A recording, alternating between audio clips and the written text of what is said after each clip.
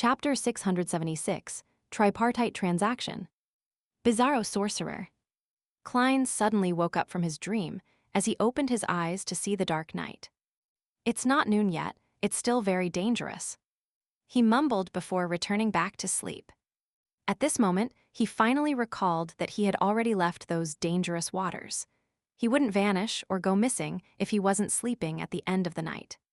Phew, it's this kind of stable environment that's good.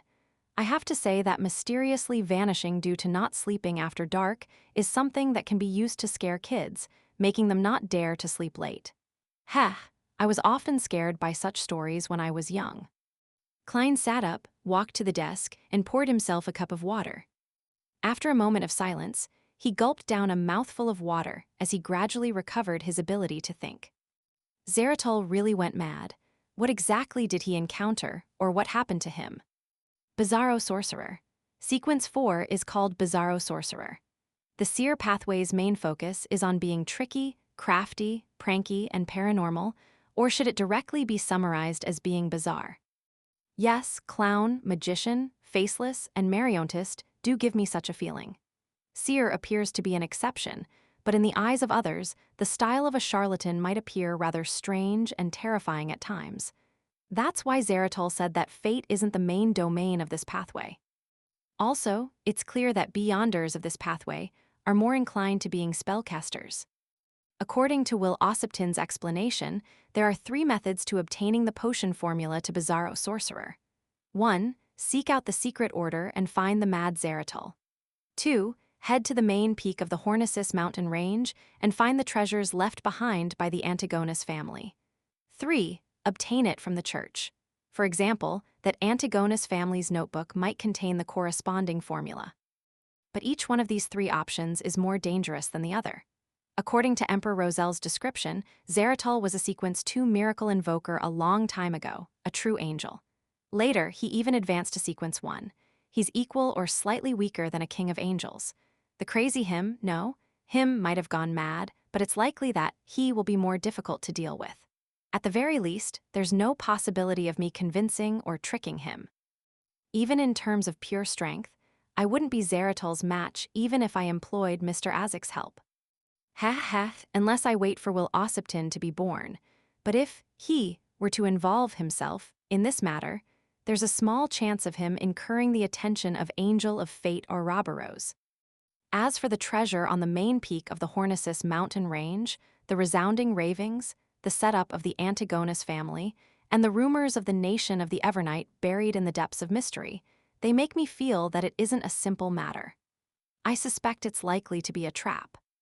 I don't even need to consider the Church of the Goddess. Ignoring the fact that the Holy Cathedral has angels presiding over it, as well as a bunch of Grade 0 sealed artifacts, just the Backland Diocese, where the Antigonus family's notebook has a terrifying demigod. Klein couldn't help but recall Mr. A, who had been erased like a pencil drawing. And the one that executed all of that was likely to be one of the upper echelons of the Church of the Evernight Goddess. A beautiful lady whose eyes lacked spirituality. She even smiled at me. I've no idea what it means. Klein shook his head in resignation, believing that he only had one course of action that he had at present. That was to find a demigod from the secret order who was still considered normal. Compared to the mad Zeratul, I can communicate with them at least, or even deal with them. Just Klein alone was impossible, but he could seek Mr. Azik's help or Queen Mystic Bernadette's help at a certain price. I can only consider this for now. Klein rapidly turned his thoughts back on how to help Anderson Hood rid the bad luck curse. It's been more than 2 months. I wonder if Fate Counselor Rixardo has left Orevi Island. He hasn't summoned my messenger all this time to inform me of clues to the mystical item I seek. However, it's not a big problem. Bellman Carnot definitely hasn't left his post. I can contact Counselor Rixardo through him. That's good too. The Life School of Thought hasn't completed the request up to now, meaning that they haven't made their final payment. They can pay it off by changing Anderson's luck for the better, then I can receive the payment from Anderson. When it comes to a mystical item or sealed artifact which possesses immense offensive powers, is Anderson's sword one? According to the traits showcased by Reaper, I can ignore the item formed after he dies. Heth, I'm not some greedy demon either. I'll definitely pay additional fees to tide him over. Klein wiped away his mischievous thoughts and took out the paper crane from his wallet. After unfolding it, he carefully erased the pencil marks on it. It's really about to tear. I can use it another 2 times at best, he muttered sadly. Then, he folded the paper crane and returned to his bed to continue sleeping. As for using the radio transceiver to contact Arodes, he planned on doing so after leaving this pirate's playground.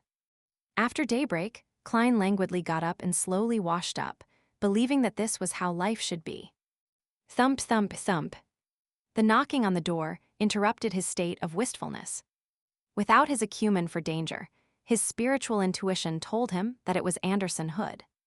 As expected of the strongest hunter, he successfully survived up to now. Klein tisked and controlled his expressions before opening the door. Anderson was wearing a deer-hunting cap of unknown origin. He grinned as he handed him a lone gold coin. What I owe you from yesterday. Klein received the gold coin and measured its weight in his hand. There's an answer to your problem. Anderson's eyes lit up. What's the solution? Don't tell me that the answer is that there are no solutions. Am I such a person? I'll just say that it's hopeless, so just wait for your death. Goodbye. Klein lampooned as he swept Anderson with an indifferent gaze. A demigod that's good at changing one's luck stays in Oravi Island. He owes me a favor. Excellent, Anderson didn't hide his joy. So, what sort of payment must I make? Very sensible of you. Klein deliberately fell silent for 2 seconds before saying, I need a mystical item with powerful offensive abilities. Do you have any clues? If the value exceeds that of the luck enhancement ritual, I will pay the difference. Anderson frowned bit by bit before easing them. He said with a smile, I have a mystical item that matches your request. It has a beyonder power that can deal lethal damage. The negative effects aren't bad either. It eats, sleeps, and has some bad luck, easily attracting monsters and enemies. Occasionally, it will be talkative and be a little off-putting. Haha, it's a joke. To be frank, my death bracketant is the mystical item you need, but it's the only weapon I have left. I do have one relevant clue. It's a rather special revolver. The bullets it shoots have the effects of weakness attack lethal attack and a slaughtering effect. Furthermore, it can be matched with bullets of different characteristics. The negative effects include developing a weakness that originally didn't exist after every use, such as the fear of light, the fear of ships, the fear of dogs, etc., and such a weakness will last for 6 hours. There's almost no negative effects when having it on you. It just makes you easily thirsty. This is something completely tolerable. If not for the characteristics of the revolver overlapping with my abilities and the mystical items I have, then I would have bought it back then. The seller is offering it for £9,000. So, the total price would be £1,500 and the clues to the revolver. How about that? Sounds very suitable. Besides, it fits my combat habits. Klein didn't directly agree as he asked in return, £1,500. Haha, I found more than 10 pirates yesterday. They were all very kind, contributing all their wallets to me. Otherwise, they would lend me their characteristics and heads. In just one night, I received £1,600. Seriously, I love this pirate's paradise, Anderson said with a beaming smile. I have to keep £100 for myself for the ship tickets to return to the Fog Sea, so all I can do is pay you £1,500. Earning £1,600 a night. Not only are there many pirates in Tosgarter, but they are either worth a lot or have plenty of money. Klein suddenly had thoughts about staying a few more nights in the port city. But considering how the easily cacheable and locatable targets had mostly been finished off by Anderson, what was left was definitely not easy. He felt depressed again as he coldly asked, Aren't you afraid of being a target of revenge for doing something like that in a pirate's playground? What's there to worry about? I'm not afraid, even if they're subordinates of a pirate admiral. Heh, I believe you're the same. If they're men of the Four Kings, that's not a big problem either. We're about to leave, and the propagation of information takes time. By the time they come, I'd have changed ships and identities several times. Anderson said without much concern. Why are you cursing yourself again? Klein silently swept him a look of pity. Deal. Haha, here's 300 pounds. You'll have to wait for the remaining 1,200 pounds. That's when the bounty rewards and characteristic money arrive. Don't worry, it will definitely come today. It's not a lot. Anderson took out a thick wallet filled with plenty of Soli bills and handed them to Klein. In consideration of his persona, Klein only did a simple count before stuffing the cash into his wallet and pockets. He said without emotion, "Buy 2 tickets to Oravi for tomorrow." He didn't deliberately exhort Anderson to buy them with a different identity, as he believed that the hunter across him was mature and experienced.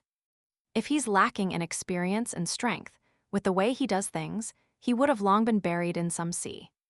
Klein couldn't help but lampoon inwardly. "All right," Anderson pointed at the floor. "Breakfast together, my treat." Klein nodded without refusing him. Once they arrived downstairs, the two sat at a table near the window. Midway, a waiter brought white porcelain cups and teaspoons over. Just as they interacted, the waiter's gaze suddenly turned adrift.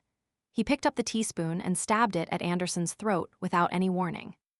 Although Anderson was surprised, his reaction was in no way slow. He immediately leaned backward and dodged the sudden strike. Bang! Not far away, the hotel's boss suddenly shot at Anderson's dodging body. What am I doing?"